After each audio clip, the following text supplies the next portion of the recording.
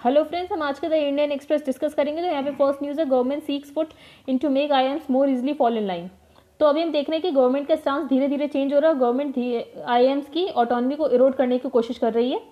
Almost 3 years ago, after granting autonomy to the 20 premier business schools under the IIM Act, the Ministry of Education is considering a proposal empowering the government to initiate an inquiry against the Board of Governors of an institute if it's ostensibly found to be acting what the government thinks is in contravention of the act. तो government का ये कहना है कि वो inquiry कर सकती है अगर गवर्नमेंट को ऐसा लगता है कि जो प्रीमियर इंस्टीट्यूशंस है वो against the contravention of the act कर रहे हैं, मतलब एक्ट को कॉन्ट्रावीन कर रहे हैं। इसके बारे में हम आगे न्यूज़ भी पढ़ते हैं सेकंड पेज पर।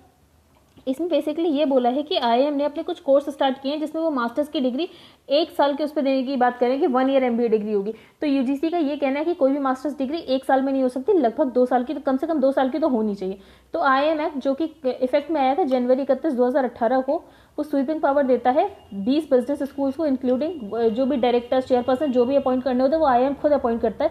लेकिन पहले ऐसा नहीं था। 2018 से पहले जो अपॉइंटमेंट होते थे डायरेक्टर वगैरह के, ये appointment committee of the cabinet करता था और अपॉइंटमेंट कमेटी ऑफ कैबिनेट को हेड करता प्राइम मिनिस्टर।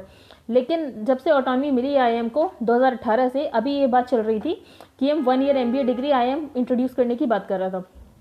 तो इसमें गवर्नमेंट का, यूजीसी का बेसिकली ये कहना है कि कोई भी मास्टर्स डिग्री इतनी 1 साल की नहीं हो सकती, आपको लगभग 2 साल की तो रखनी पड़ेगी। अब हम नेक्स्ट न्यूज़ पर चलते हैं। Cleared in UK, Pfizer first in India to apply for emergency use. तो फाइजर ने बेसिकली इंडिया में अप्लाई किया है इमरजेंसी यूज ऑथराइजेशन के लिए। तो इंडिया में बेसिकली उसके ट्रायल्स नहीं होंगे, सीधे लोगों को शॉट्स लगना शुरू हो जाएंगे। अब हम नेक्स्ट न्यूज़ पर चलते हैं। अब नई पार्लियामेंट बिल्डिंग बन रही है। तो अब इस बिल्डिंग को लगभग 100 साल हो चुके हैं। वो लॉर्ड इरविन के टाइम पर बनी थी। अब नई, we started the journey of independent India in the old building and when we complete 75 years we will have the session of both houses in the new parliament building. It will not be a building of bricks and stones, बल्कि सबके fulfilment of the dreams of 130 crore people. ये जो भी speaker ने बोला है कि अब 75 साल जब हो जाएंगे इंडिपेंडेंस को तो हमारे पास नई बिल्डिंग होगी। और ये भी बोला गया कि एक प्राइम एग्जाम्पल है आत्मनिर्भर भारत के, क्योंकि यहाँ के लोग ही सारा काम करेंगे उसमें, और ये लगभग एम्प्लॉयमेंट देगा 2000 लोगों को डायरेक्टली और 9000 लोगों को इनडायरेक्टली। इसके अलावा 200 आर्टिस्ट जो कि various parts of the country के होंगे, उनको भी इस बिल्डिंग में कुछ कुछ बनाने का मौका मिलेगा। जो बिल्डिंग है बेसिकली वो बहुत 970 करोड़ रुपए में बन रही है। इसके अलावा अर्थक्वेक रेजिस्टेंट होगी और सारी मॉडर्न डिजिटल टेक्नोलॉजी होगी। इसको बना कौन रहा है? तो कॉन्ट्रैक्ट मिला है टाटा प्रोजेक्ट्स लिमिटेड को इसका। और इसका डिज़ाइन किसने प्रिपेयर किया? तो डिज़ाइन प्रिपेयर किया HCP design planning and management private limited. तो अब ये याद रखिएगा कि टाटा प्रोजेक्ट इसको कॉन्ट्रैक्ट मिला है और डिज़ाइन किसने किया? एचसीपी डिज़ाइन है। अब हम नेक्स्ट न्यूज़ पर चलते हैं, नेक्स्ट पेज पर। यहाँ पर कुछ इंपॉर्टेंट न्यूज़ नहीं है। यहाँ पर ये न्यूज़ है कि आंध्र प्रदेश लेजिस्लेटिव असेंबली ने एक रेजोल्यूशन पास किया है कि लोकल बॉडीज़ के इलेक्शन ना कंडक्ट कराया जाए क्योंकि कोविड-19 है। इस पर स्टेट इलेक्शन कमीशन का ये कहना है कि वो एक ऑटोनॉमस इंस्टीट्यूशन है आर्टिकल 243 के अनुसार। तो वो ये उसकी रिस्पॉन्सिबिलिटी है लोकल बॉडीज के इलेक्शन कराना, और इसमें कोई इंटरफेयर नहीं कर सकता है। तो the state assembly on Friday had hit out at the ACC for seeking to conduct elections to the local bodies amid the कोविड-19 पैंडेमिक। उन्होंने रेजोल्यूशन पास किया कि इलेक्शंस नहीं होने चाहिए क्योंकि अभी कंडीशंस कंड्यूसिव नहीं है। अभी हम देख रहे हैं कि बिहार में लेजिस्लेटिव असेंबली के इलेक्शन हो पा रहे हैं और आंध्र प्रदेश लोकल बॉडी के इलेक्शन नहीं होने दे रहा है। अब नेक्स्ट पेज पर चलते हैं। यहाँ पे Jaishankar to skip Canada call. तो एक्सटर्नल अफेयर्स मिनिस्टर की कॉल थी कनाडा के फॉरेन मिनिस्टर से, लेकिन अभी वो स्किप कर दी गई है। मे बी इसलिए क्योंकि कनाडा के जो प्राइम मिनिस्टर है जस्टिन ट्रूडो, उनका ये सब कहना था कि फार्मर्स के ऊपर बहुत सारे अत्याचार हो रहे हैं इन सब बारे में। यहाँ पर एक ग्रुप की बात की गई, क्रेन्स ग्रुप। हम ये देख लेते हैं कि इस ग्रुप में क्या है। तो बेसिकली बीजेपी के एमपी ने ये बोला है, बीजेपी ने स्लैम किया है कि कनाडा जो क्रिटिक बन रहा है वो एक्चुअली हिपोक्रेसी है उसकी, क्योंकि कनाडा बहुत क्रिटिक है जो कि इंडिया एमएसपी और जो डब्ल्यूटीओ की पॉलिसीज के अगेंस्ट जाके हमारे फार्मर्स को एमएसपी दिया जाता है, सब्सिडीज दी जाती है। कनाडा इसके एक्चुअली अगेंस्ट है, पर यहाँ पर वो दिखा रहा है कि वो कितना सपोर्ट करता है फार्मर्स को, क्योंकि जो कनाडा है वो मेंबर है केन्स ग्रुप का, जो कि एग्रीकल्चर एक्सपोर्टर्स का ग्रुप है, जिसका मेन ऑब्जेक्टिव ये है कि डब्ल्यूटीओ में नेगोशिएशंस करना ताकि इंडिया जैसे मार्केट में उनकी एक्सेस बढ़ सके। तो मेनली वो क्या चाहते हैं कि रिडक्शन ऑफ एग्री सब्सिडीज में जो कि डोमेस्टिक प्रोड्यूसर्स को दी जाती है, भले ही हम ये सब्सिडीज बहुत ही सब्सिस्टेंस लेवल पे दें। तो अगर हम सब्सिडीज देते हैं तो यहाँ के प्रोडक्ट हमें सस्ते दिखते हैं, तो ज़्यादातर लोग इंडिया के प्रोडक्ट ही कंज्यूम करेंगे। इसलिए वो चाहते हैं कि हम सब्सिडीज ना दें ताकि उनके प्रोडक्ट भी कॉम्पिटेटिव हो सके इंडिया के मार्केट में। तो it also opposes import restriction to protect India farmers. तो वो ये भी बोलता है कि इम्पोर्ट रेस्ट्रिक्शंस नहीं लगने चाहिए, जो कि बेसिकली इंडियन गवर्नमेंट लगाती है अपने फार्मर्स को प्रोटेक्ट करने के लिए। तो बेसिकली ये कहना है कि जो ये कनाडा कर रहा है ये कुछ नहीं है, बस हिपोक्रेसी है कि वहाँ पर जाके कुछ और बोलना, ऐसे ग्रुप का पार्ट होना जहाँ पर फार्मर्स की सब्सिडी के अगेंस्ट बोला जाता है और फिर ये सब कहना ट्विटर पे कि ये सब फार्मर्स पर अत्याचार हो रहे हैं। अब हम नेक्स्ट पेज पर चलते हैं। यहाँ पर सारी स्टेट पॉलिटिक्स से रिलेटेड न्यूज़ है और नेक्स्ट पेज पर चलते हैं। ये वैक्सीन से रिलेटेड, इसमें कुछ भी रेलेवेंट नहीं लगा, आज संडे को तो आर्टिकल्स अच्छे होते ही नहीं है। अब ये है Bahrain now second nation to approve Pfizer covid vaccine for emergency use.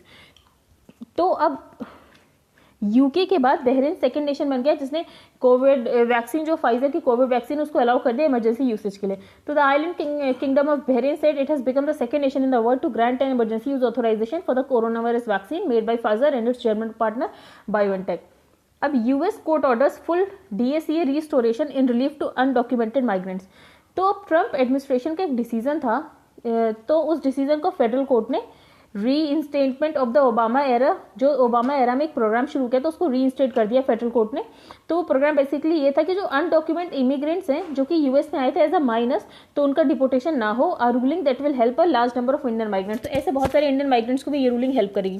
तो ट्रंप एडमिनिस्ट्रेशन ने कोशिश की थी जो deferred action for childhood arrivals है इसको खत्म करने की, लेकिन अब बेसिकली वहाँ के जो फेडरल कोर्ट है उसने इस ऑर्डर को रीइंस्टेट कर दिया कि नहीं, ऐसा नहीं हो सकता, जो है वैसा ही रहेगा।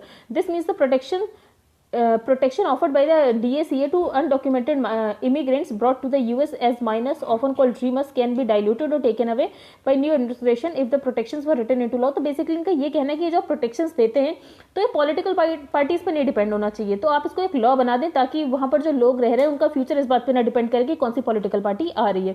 तो if the protections were written into law the future of dreamers would not be so dependent on changing political winds in Washington. तो बेसिकली अब तो जो ट्रंप एडमिनिस्ट्रेशन ने सोचा था कि इसको एंड कर देंगे तो वो बैंड नहीं हो रहा है, क्योंकि सुप्रीम कोर्ट ने ये बोल दिया है कि ये सेम ऐसा ही चलता रहेगा जैसे पहले चल रहा था। Moscow starts mass covid vaccination with Sputnik 5 shot.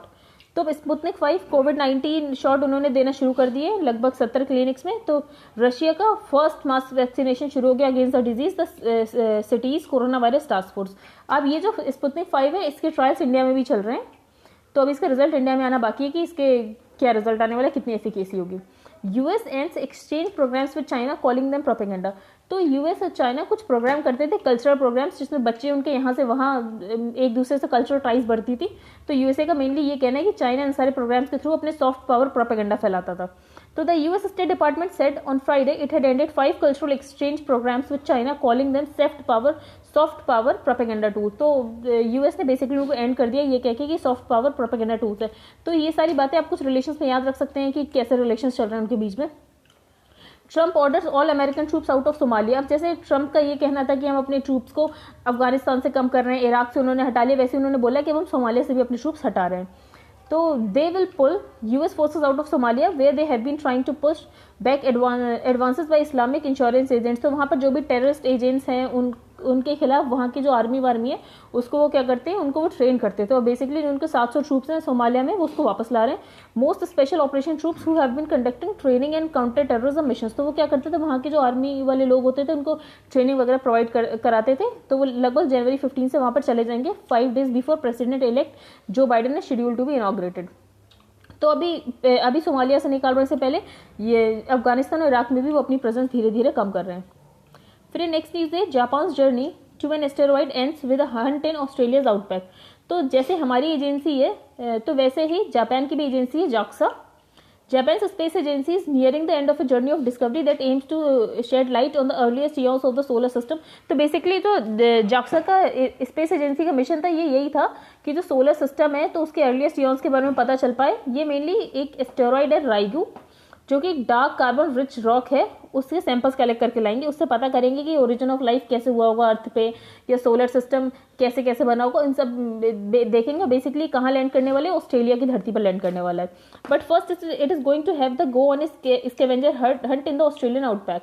This weekend bits of an asteroid will land in Baron region near Woomera South Australia. तो साउथ ऑस्ट्रेलिया में ये हायाबुसा 2 एक रोबोटिक स्पेस है जो कि प्रोब लॉन्च किया था जाक्सा ने, जापान स्पेस एजेंसी 2014 में। किसे एक्सप्लोर करने के लिए, राइगू को एक्सप्लोर करने के लिए एक एस्टेरॉइड है। अब हम नेक्स्ट पेज पर चलते हैं। तो यहाँ पर है TReDS platform back in action, MSME registration rise as business reopen. तो ट्रेड प्लेटफॉर्म बेसिकली ये होता है, फॉर एग्जांपल किसी एमएसएमई ने किसी बड़े कैपिटलिस्ट फॉर एग्जांपल अडानी ने उनसे कुछ पैकेजिंग मटेरियल ऑर्डर किया और पैकेजिंग मटेरियल ऑर्डर करने के बाद उन्होंने अभी से बिल नहीं पे किया, बस एक इनवॉइस दे दिया कि आपको देखो मैंने इनवॉइस दे दिया है, मैं आपको 1-2 महीने बाद बिल पे कर दूंगा। तो जो एमएसएमई है वो इनवॉइस के बेसिस पे लोन ले सकती है, तो उसी को बोलते हैं TReDS, TREDS, trade receivables and discounting system, an electronic platform for facilitating the financing and discounting of trade receivables of MSME through multiple finances is back in action। तो बस बेसिकली न्यूज़ में ये है कि अब कोविड-19 पहले था तो लॉकडाउन की वजह से ये प्लेटफॉर्म में ज़्यादा ट्रांजेक्शन्स नहीं हो रहे थे, लोन नहीं दिए जा रहे थे, पर अब वापस से बैक इन एक्शन हो गया जब हम देख रहे हैं कि मार्केट में डिमांड भी बढ़ रही है। तो ये होता किस पे, तो एक पोर्टल पे होता है रिसीवेबल एक्सचेंज ऑफ इंडिया, जो कि सेट किया है सिडबी और एनएसई ने। ये आप याद रखना, receivable exchange of India set up by SIDBI and NSE in 2016 after the RBI allowed trades in 2014। तो आपको समझ आ गया ना ट्रेड्स प्लेटफॉर्म क्या होता है। बेसिकली ये है कि आप इनवॉइस की बेसिस पे लोन ले सकते हो। नेक्स्ट न्यूज़ ये how intellectual property cooperation MOU with US could benefit industry. तो इंडिया और यूनाइटेड स्टेट्स ने एक मेमोरेंडम ऑफ अंडरस्टैंडिंग साइन किया है इंटेलेक्चुअल प्रॉपर्टी कोऑपरेशन पे, कि यही है कि IP का ध्यान रखेंगे कि इंटेलेक्चुअल प्रॉपर्टी का वायलेशन नहीं होना चाहिए। तो इंडिया में कॉमर्स मिनिस्ट्री के अंदर डिपार्टमेंट डाटा है, department for promotion of industry and internal trade, और US का एक ऑफिस है पेटेंट एंड ट्रेडमार्क ऑफिस। तो उन दोनों ने एक मेमोरेंडम ऑफ अंडरस्टैंडिंग में साइन किया है कि वो IP में अपनी कॉपरेशन बढ़ाएंगे। अब हम नेक्स्ट न्यूज़ पर चलते हैं। इसमें बेसिकली मैं आपको ये बताना चाहती थी कि जो स्टेट ओन्ड बैंक्स और फाइनेंशियल इंस्टीट्यूशंस हैं उनमें डायरेक्टर वगैरह को सेलेक्ट करना होता है, तो वो कौन करता है, तो उसके लिए एक ऑर्गेनाइजेशन है banks board bureau. Banks board bureau the head hitter for state owned banks and financial institutions on Saturday. तो बेसिकली ये है कि अभी उनको CMD सेलेक्ट करना था सिडबी के लिए, तो उसका सिलेक्शन उन्होंने किया बैंक बोर्ड ब्यूरो ने। तो बैंक बोर्ड ब्यूरो जो ये सारे काम करती है, और सिडबी की फुल फॉर्म क्या है, small industries development bank of India. I think that's it for today. Thank you and have a nice day.